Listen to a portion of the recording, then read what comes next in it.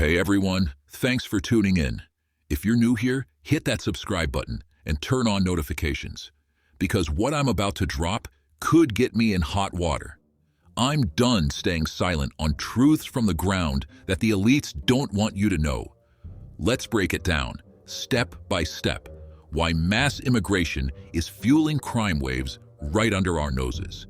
Folks, you've probably heard the liberals insisting that immigration and crime have zero connection. But how can they possibly be so sure? Here's the thing. Stats Canada cannot record offenders' immigration status thanks to the liberals' orders. That's a massive data blind spot, letting politicians spin whatever narrative they want without the full picture. Now, this all stems from real worries about police racism and discrimination. Fair enough. But cherry-picking data just lets governments downplay any potential links without solid evidence one way or the other. So why hide behind those bias concerns? Wouldn't full transparency actually reveal the truth and help address the issues head-on? Which immigrant nationalities in the UK commit the most violent crimes? These figures are based on conviction rates per 10,000 people, compiled by the Centre for Migration Control covering the last 3 years. First, for context, the conviction rate for Brits is 16 per 10,000, but some immigrant groups have rates over 12 times higher. So which nationalities are leading this violent leaderboard? Starting with number 6, we have Moroccan nationals with a conviction rate of 80 in 10,000. Number 5 goes to Namibian nationals with 81 per 10,000. At number 4, we have Iraqi nationals with a rate of 91 per 10,000. Number 3 are the Afghani nationals with a rate of 102 per 10,000. Coming in second place, we have Somali nationals with a rate of 129 per 10,000. And the winner, coming first place for nationality with the highest crime rate in the UK is Congolese nationals with a shocking 189 out of 10,000 people. But the real collapse is domestic. It's rooted in our policies delivered by this liberal government. What we have now is a subsidized press, state-run media. The Trudeau government started it with media bailout programs. That's what started all of this problem. They've always been liberal leading, but now it's real. Hundreds of millions to trusted outlets of the liberal government. When you hide the truth, you rob citizens of their ability to make informed decisions. How can you judge whether Carney's policies are actually working? If the media won't tell you, how can you vote intelligently? Unbalanced reporting. That's what this is. Unbalanced reporting creates a population that feels something is wrong, but they can't quite point to why. That's because no one will show you. This is information warfare. Slow, subtle, very psychological, and it's working, and the liberals know it. How many people have you seen arrested, charged, put in jail for these things that everyone knows is going on? And then we have the fentanyl czar and everyone else that's supposed to be doing these things, and nothing. Instead, we get a super lab that gets busted with one person arrested. Wow. So we have some very, very serious issues here. And, in order for Canada to do something, it's going to take the people to put the pressure on the government to make the right choices. We're just going to have to keep trying to get people to listen and pay attention. We all know this is going on, but nothing's being done about it. And it's not necessarily all the people in the law enforcement, because they are doing their best. But once it gets to a point where they need to get to charges and they need to get to the prosecution, they're being bottlenecked. And then the political will part isn't there either, because the RCMP, CBSA, CSIS are all sub-ministries of the Minister of Public Safety. And we won't go into who that individual is right now. I don't know if they have the competence or background to actually be handling the level of threat that we have in this country. It's insane. So until they really take these things seriously, I don't know how long it'll take before the public rises up and calls for an election and makes some actual change. Let's dig a bit deeper. Back in 2017, under Kathleen Wynne's Liberal government in Ontario, they pushed through the Anti-Racism Act. On paper, it sounded great. A noble fight against systemic racism. Come on, that feels like code for burying inconvenient truths about who's behind some of the crimes hitting our cities.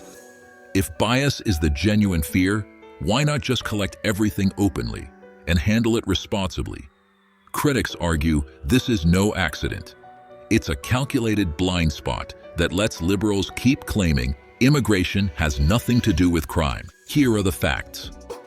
Firstly, let's talk culture clash, the elephant in the room no one dares talk about. Humans are tribal by evolution. We stick to our own groups, norms, and values because it feels safe. When you import people from wildly different cultures, where an eye for an eye bumps heads with locals who turn the other cheek, sparks fly. It's not racism, it's anthropology 101. Mismatched expectations lead to misunderstandings, resentments, and escalations. Do you have any thoughts about how society has changed? Oh, absolutely. Absolutely. There's no society anymore. It's true. It's less safe than 5 years ago. We have to realize that times are changed. But Montreal, it's not what Montreal used to be. I've been here for 9 years now. Well, it's true that safety has decreased. This brews low-level crimes like assaults, vandalism, and theft that snowball into bigger ones. Without assimilation, which takes generations, you're engineering social bombs. Hiding behind diversity as strength ignores this truth. Unchecked mixing without shared rules amps up violations.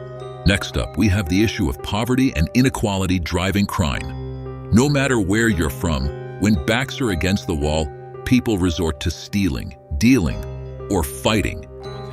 Indian migrant blocks an intersection with his bike, claims it's a new rule in Canada. The new rules I should drive in there. What fucking new rules? Move your fucking car, move your fucking bike out the fucking way. Get the fuck out the fucking road.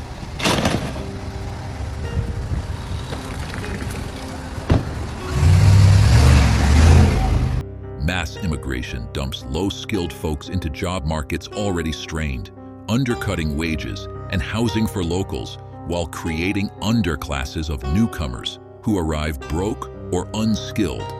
Desperation isn't optional, it's biology. Starve a dog long enough, it bites. Immigrants aren't magically immune to this. Many come from rough spots and hit the ground competing fiercely, turning to black markets or gangs for quick cash.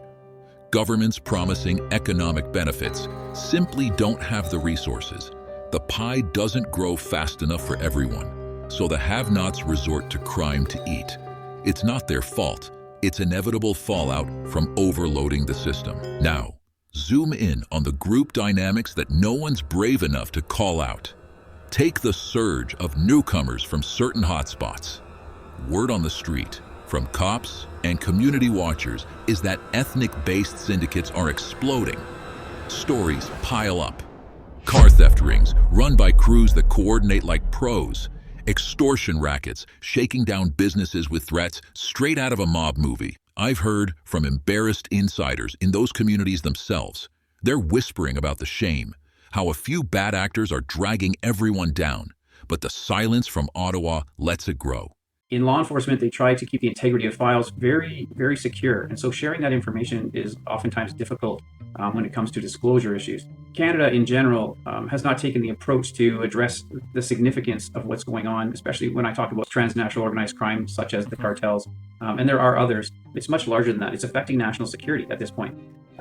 Everything from narcotics to human smuggling, weapons smuggling, everything that's going on that we're reading about, that's very significant from all of the different levels of threat, from tactical to operational to strategic level threats. And the cartels operate within all of those parameters. Canadians have a huge ego. We're known as the peacekeepers. We're known as the ones that have the rule of law. We have this great country. Unfortunately, those historical ideologies that Canadians hold on to are just not true anymore. Sinaloa, one of their headquarters was in Canada, and it connects to Chicago. Pardon me? Sinaloa run the I-5 corridor down the coast of western United States, and that comes into Canada. The CJNG, the Jalisco New Generation, they operate here in Canada as well. They're the wealthiest of the cartels.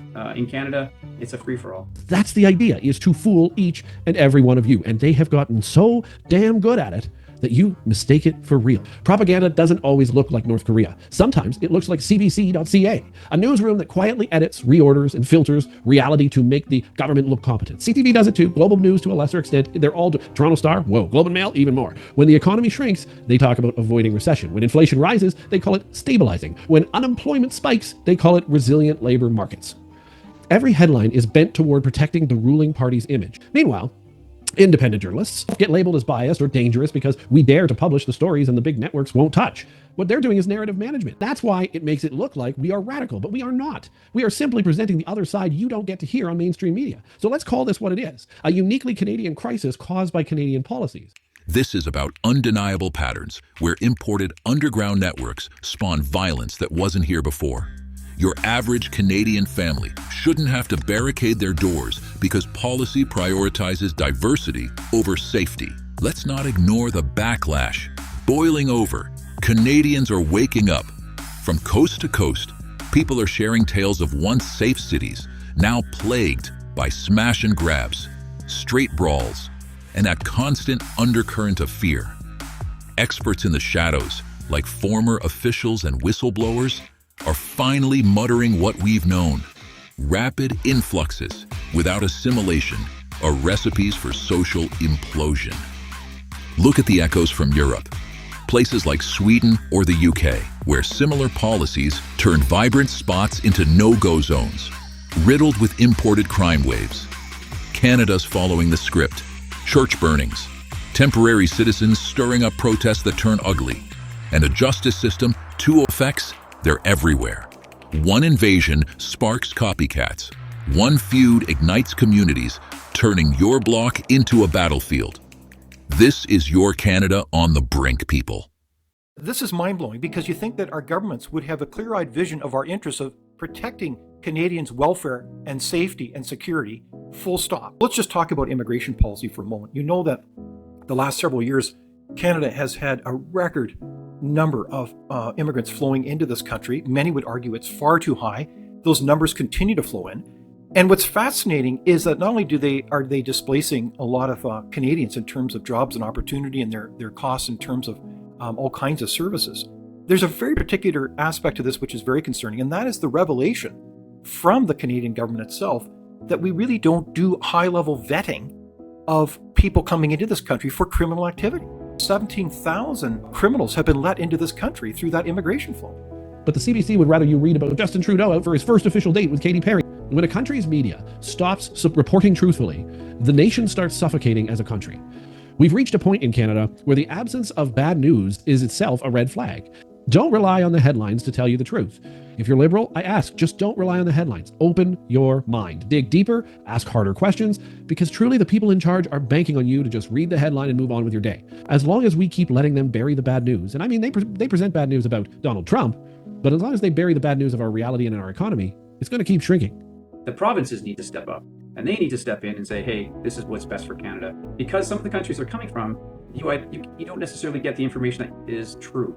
If they want to put a criminal into Canada, it's not that difficult. If they want to get in the country, they're going to get into the country, and mainly because we do not have the capability to stop them. I hate to say it, the empathy that Canadians show, while admirable, in this day and age, you need to use a lot more scrutiny in who you're applying that empathy to.